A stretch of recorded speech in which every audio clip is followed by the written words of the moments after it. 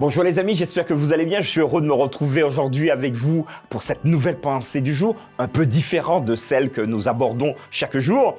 L'idée pour nous aujourd'hui, c'est de reconnaître qu'il y a des points d'ombre sur la vie de Marie. Alors je vous pose la question, qu'est devenue Marie après l'ascension de Jésus? Quel est le lieu de sa mort? Voilà toutes ces questions que nous allons nous poser aujourd'hui. Mais si vous avez des éléments, n'hésitez pas tout de suite à les mettre en commentaire.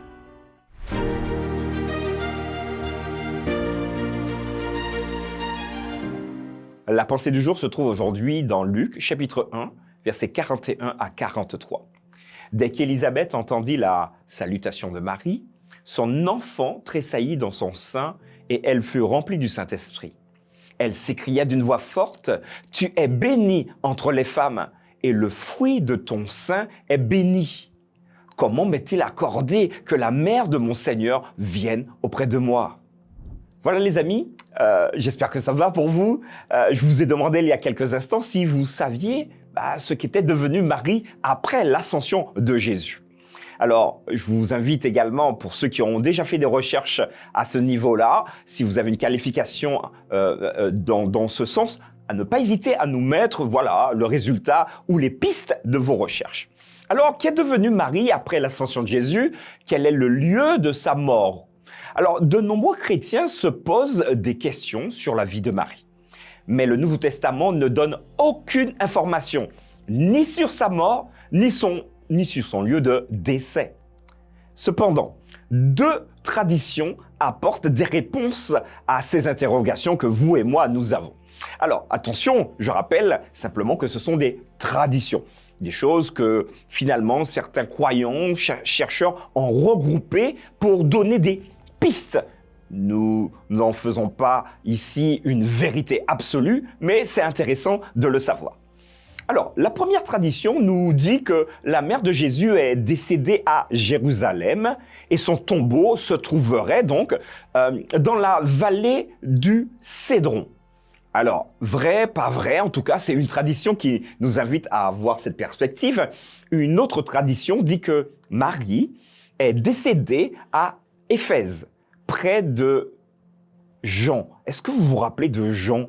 Alors Jésus sur la croix dira à Jean, « Fils, voici ta mère », et elle dira également à Marie, « Mère, voici ton fils ». En d'autres termes, Jésus ne voulait pas abandonner Marie. Sachez que Jésus avait beaucoup d'amour pour sa mère et ne voulait pas trop non plus que sa mère reste dans ce dernier schéma de mort sur une croix comme, j'ai envie de dire, comme un malfrat, parce que Jésus va mourir comme le pire des délinquants, des criminels qu'on puisse imaginer. Il va donc la rassurer en lui disant à Jean, écoute, prends soin, en d'autres termes, de ma mère Marie.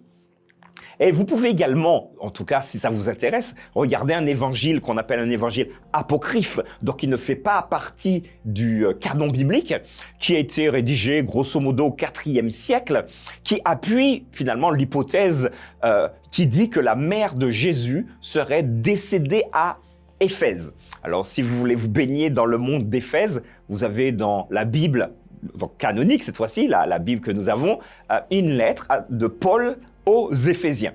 Ça vous permettra d'avoir un peu la mentalité des personnes aux alentours d'Éphèse, qui habitaient Éphèse. Toujours est-il que c'est à Jérusalem, où était située l'église de Dormition, on dit comme ça, que certains chrétiens célèbrent encore aujourd'hui, mais ça a commencé autour du VIe siècle, le jour de l'ascension de Marie. Alors, ici, c'est de la pure tradition, donc certains se sont dit, mais elle est quand même la mère de notre Sauveur, donc c'est pas normal qu'on puisse concevoir le fait qu'elle soit encore morte. Et certains chrétiens, notamment nos amis catholiques, pensent que Marie, donc après sa mort, ou parfois avant, en fonction des traditions, est montée au ciel. Et c'est d'ailleurs pour cela que certains prient Marie, qui est également une intercesseur pour nous auprès de Jésus. Nous l'avons dit il y a quelques jours, le seul intercesseur qui existe, c'est Jésus lui-même. Alors voilà les éléments que nous pouvons avoir aujourd'hui, en tout cas au niveau de la recherche actuelle. Si vous en avez d'autres et que vous avez poussé les recherches, n'hésitez pas à nous le mettre en commentaire.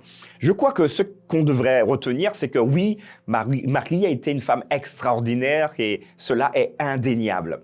Elle nous a permis, vous et moi, parce qu'elle a accepté ce service, cette mission que Dieu lui a proposée, d'être celle qui mettra au monde celui que nous adorons et que nous aimons du plus profond de notre cœur en la personne de Jésus.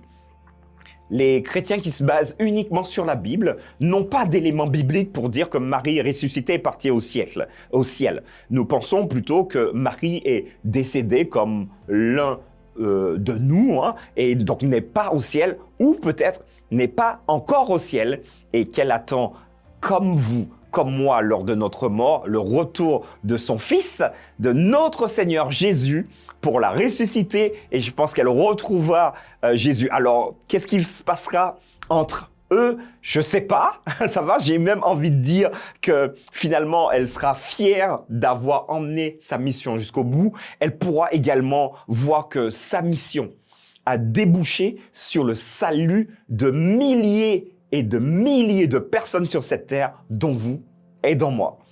Après, moi, je vous invite à être présent pour voir ce que Marie dira à son fils quand Jésus reviendra pour nous redonner vie.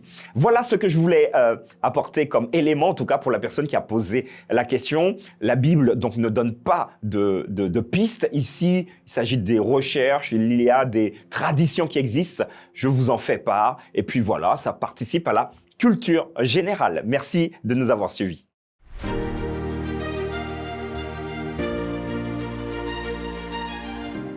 Voilà, donc c'était un sujet un peu différent des autres pour nous permettre de comprendre que des hommes peuvent faire la différence, des femmes peuvent également faire la différence. Tu peux faire la différence sur l'impact du Christ dans la vie de quelqu'un. Veux-tu, comme Marie, être serviteur, servante du Seigneur? N'hésitez pas à commenter, mettre des pouces et surtout, pour ceux qui ne l'ont pas fait, n'hésitez pas également à vous abonner. Et je vous donne rendez-vous demain pour une nouvelle pensée du jour.